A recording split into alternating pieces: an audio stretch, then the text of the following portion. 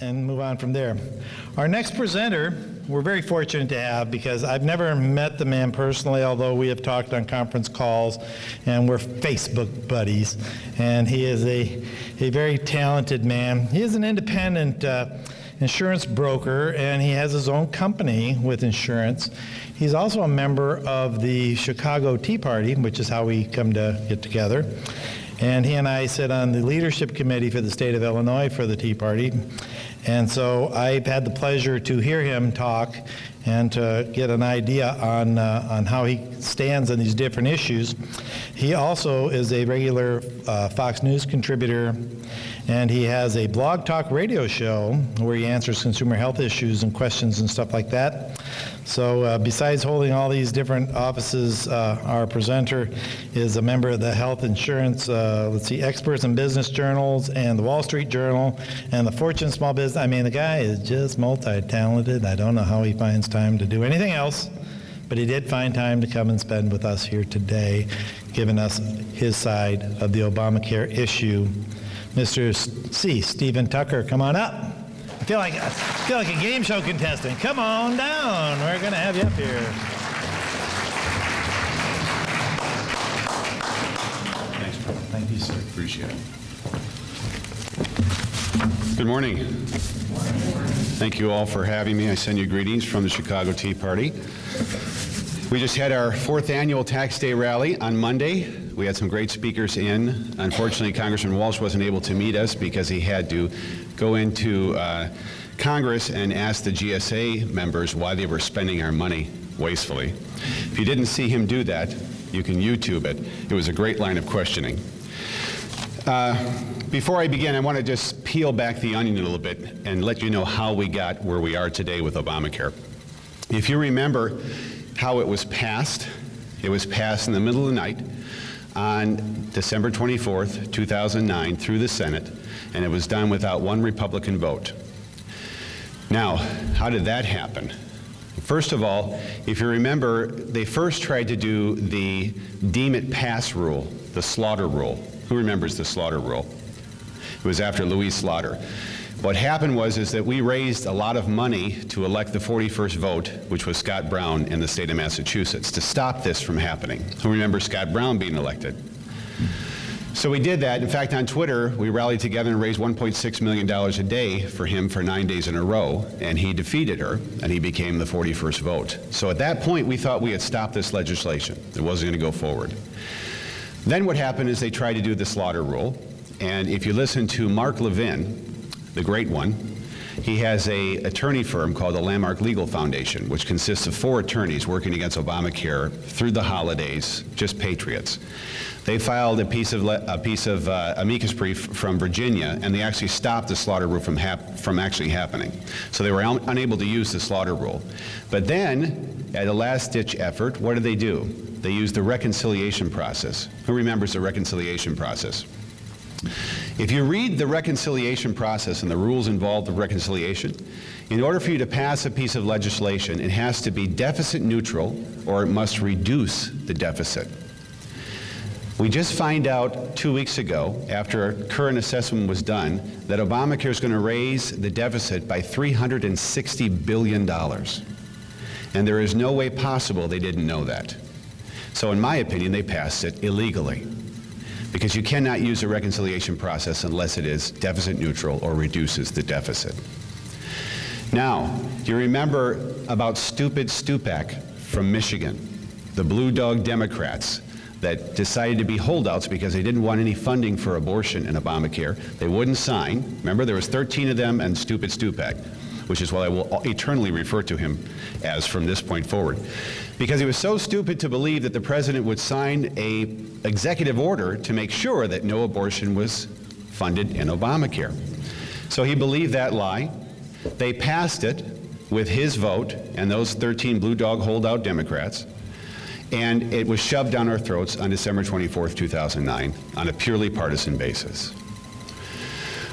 Before we had that happen to us, it's good to know how Barack Obama was able to sell this to the American people. He is an exceptional liar, probably the greatest liar since the father of the lie, and I do mean that in the biblical sense. I've never seen anyone lie as good as he is. Even I, knowing the truth, find myself mesmerized sometimes watching him. Oh, he's such a nice smile, such a good family man. And meanwhile, he's lying to me about everything. So I'm going to go over the 4 biggest lies he told to sell this to the American people.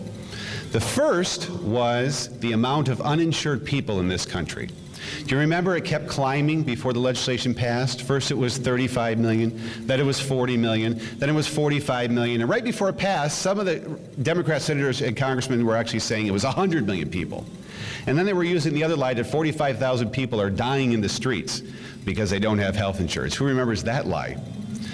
So I love it when federal agencies end up damning what Barack Obama says by publishing facts.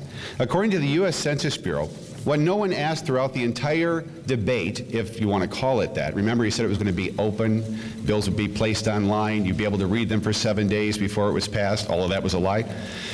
But the U.S. Census Bureau,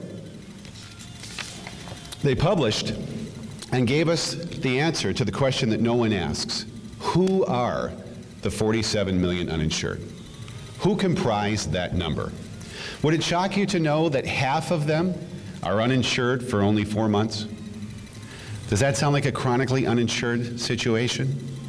Those people are the ones who lost a job with one company and are moving to another company and are uninsured for 4 months. So let's take that 47 million number and cut it in half. Now, what about the other half? What about those millions of people? Thanks to the U.S. Census Bureau, we now know 38% of them can afford to purchase health insurance, but they choose not to do so. Of those 38%, 17 million make more than $50,000 a year. 9 million make more than $75,000 a year, and drum roll please, 12 million are here illegally.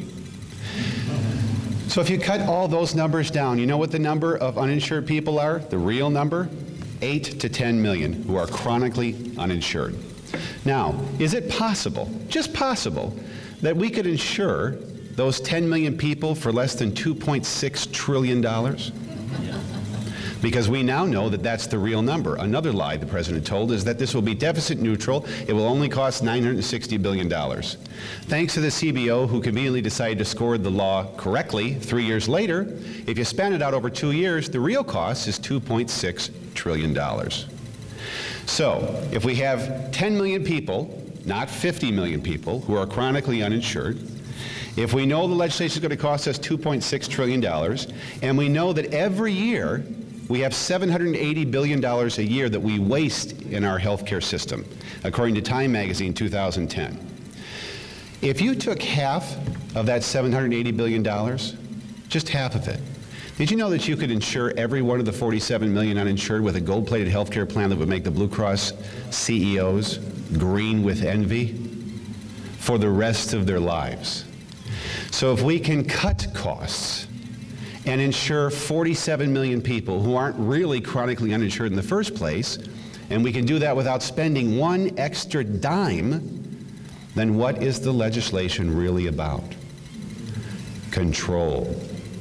That is all it is about. And I'm going to go into great detail of what I mean by it's about control. But before I do that, I want to go to Barack Obama's second biggest lie. Remember when he said he's going to pass a legislation, and by doing so, the average family of 4 will save $2,500 a year in their health insurance premiums. Who remembers that lie? When the president told that lie, he was lying like he always does. I want you to know that after the legislation passed, 6 months into it, on 9/23/2010, 2 important things happened. Very bad things, but important things. What happened was he passed the medical loss ratios, the MLRs. And here's what they did to health insurance companies.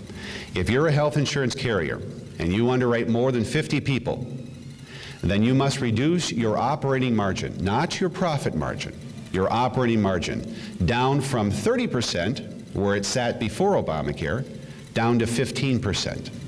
And you have less than 3 months to comply. So by January 1st, 2011, every health insurance carrier in the country that underwrites more than 50 people had to cut their operating margin in half. Humana, as an example, fired 4,000 employees immediately because they had to cut that operating margin down. Health insurance carriers that underwrite less than 50 people, their margin had to drop down to 20%. So they started shutting their doors. And since 9/23/2010, 20 health insurance companies have pulled out of the business, leaving their clients uninsured. 13 of them in the state of Iowa alone. I want you to know what Barack Obama means by lowering health insurance premiums by $2,500 per family. I have never in 17 years seen health insurance premiums so high for my clients. So I brought with me actual examples from Blue Cross Blue Shield of Illinois. You won't see this anywhere on the mainstream media. In fact, until 3 weeks ago, you wouldn't even see it on Fox News until I was on there holding these up so the cameras could see them. This is a 30.17% rate increase. I'm going from the lowest to the highest. And I'm just using Blue Cross because everybody knows Blue Cross Blue Shield of Illinois.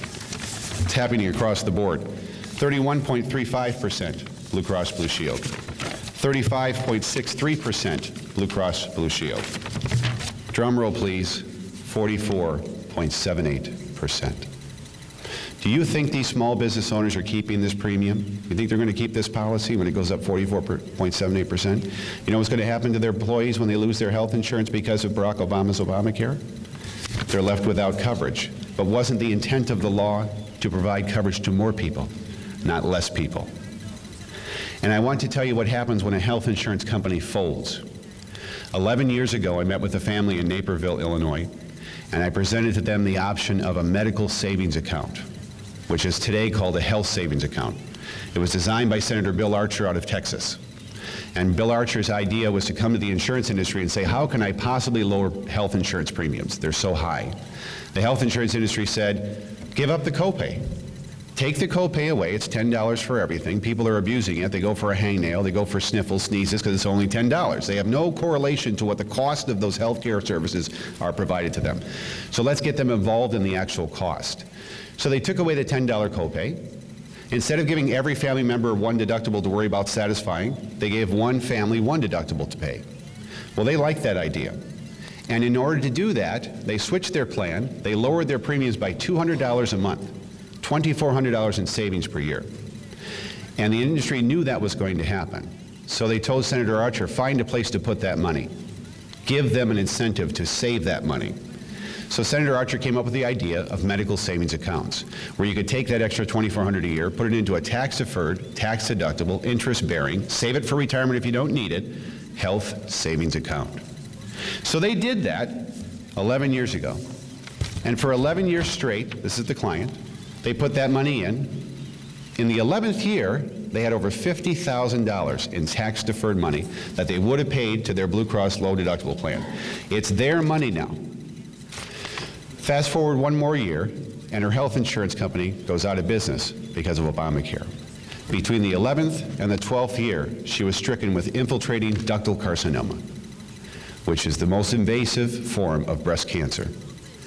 Had to go through her oncology treatments, radiation therapy, MRIs, CTs, racking up the bills, trying to survive. Toward the middle of her breast cancer therapy, Barack Obama's health care law passed. Her health insurance company pulls out of the industry. Here's the letter she received. Guaranteed Trust Life Insurance Company, right here in Glenview, Illinois. The purpose of this letter is to provide you with information regarding your major medical coverage with Guaranteed Trust Life Insurance Company. The letter is intended to provide notice of an action Guaranteed Trust will be taking that will result in the termination of all major medical plans in your state. Will I be offered a replacement plan? Another lie Barack Obama told us that they can drop your coverage when you get sick. Remember? In fact, he's still telling it today. They can drop your coverage when you get sick. In 1996 federal HIPAA law, they passed a law that states the only time they can drop your health insurance coverage when you get sick is if you are convicted of insurance fraud. So you bought a health insurance policy, you lied on that application, they find out you lie, then they can rescind your coverage. In fact, that same law that was protected consumers since 1996 was simply continued forward in Obamacare. So Obamacare has done nothing new to protect consumers from insurance companies dropping their coverage. It's the exact same law. And I'll prove that to you, because here's a company that went out of business. Here's what the rest of the letter says. Will I be offered a replacement plan? Yes, we are required by federal law and the terms of your policy to offer you replacement coverage. The replacement plan will be a high deductible major medical plan. A high deductible major medical plan is a type of plan that doesn't begin to pay for covered charges until such charges exceed your new deductible